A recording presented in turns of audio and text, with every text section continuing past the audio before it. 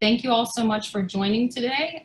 As I mentioned, I'm Emily Maung-Douglass, and I'm with Louisiana Sea Grant at LSU, and also a member of Gulf Sea Grant's Oil Spill Science Outreach Team.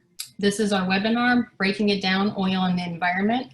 We've got a great lineup of guest speakers today who will be sharing about oil and its chemical composition and how it evolves and changes over time in the environment due to things like microbes and sunlight. But before we get into the content of today's webinar, we're going to be talking a little bit about the programs that are bringing you this web-based event. So the Sea Grant Oil Spill Science Outreach Program actually started out of a partnership born from the needs of Deepwater Horizon. A partnership between the Gulf of Mexico Research Initiative, or GoMRI, and the Sea Grant programs of the Gulf of Mexico.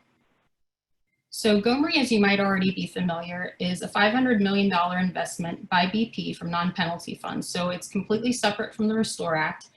And its purpose is more or less to help society deal with oil spills, both from a research standpoint, so trying to understand where oil and dispersants go in the environment and how they break down and change, which is the topic of today's webinar, and also what kinds of impacts those things have on the environment and animals and people, and also what kinds of technologies do we have to better understand spills. So in addition to research, GoMRI has also put in a lot of money into funding outreach efforts to help get that science out into the hands of people who could use it. And Sea Grant is one of those partnerships that is helping GoMRI do this kind of work. So Sea Grant, if you're not already familiar with us, we're a collection of 34 programs across the country. I like to tell people that wherever there's a large body of water, whether it's a big blue ocean or a Great Lake or a Gulf of Mexico, there's probably a Sea Grant program. So we are university-based and non-advocacy, meaning that while we don't push specific viewpoints, we do try to provide the best available science on any given topic. We receive both federal and state funding, federal funding through NOAA, and we have a more than 50-year history serving the coastal communities of the United States. In the Gulf of Mexico, we have 4 programs, and those are the 4 programs that have partnered with GoMRI to help share oil spill science. As you can see here, we have a team of 6 people working together, myself included. Our areas of expertise and training are pretty broad, ranging from fishery science and ecotoxicology, human dimensions, physical fate and transport, communications, program management, and we all work together to help serve our target audiences, both here in the Gulf of Mexico and across the country and internationally as well. So the target audiences that we're serving, as you can see here from this list, it's a pretty broad group of folks, but they can basically be broken up into two different groups.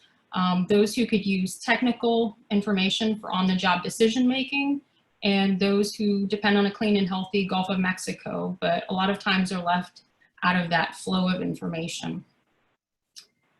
So the way that we serve those target audiences, over the last 6 years, we've really worked hard to try to understand their needs and what would help them do their jobs better, what would help them sleep better at night if there were an oil spill. And so over the past 6 years, we've worked with several thousand people trying to ask them what oil spill science questions they care about. And then going to the peer-reviewed, published literature, government white papers, vetted sources of scientific information on oil spills, and synthesized all of the information that we can around those questions, and then taken that scientific language and put it into layman's terms so that it's accessible to everyone. And then from there, we've packaged it into different types of outreach materials, which you can find on our website. And as you can see from the figure on the far right, those outreach materials kind of fall into those 4 different categorical areas that our target audiences really care about. So if you visit our website, these are some of the things that you can find currently So things like bulletins and fact sheets and seminars and workshops, all available online, free to access at any time. And our website, if you haven't already visited, is gulfseagrant.org/oil spill outreach. So with that, I'd like to turn it over to our guest speakers. We'll be hearing first from Dr. Ed Overton from LSU, who will be talking about oil and its composition and how it's detected in the environment.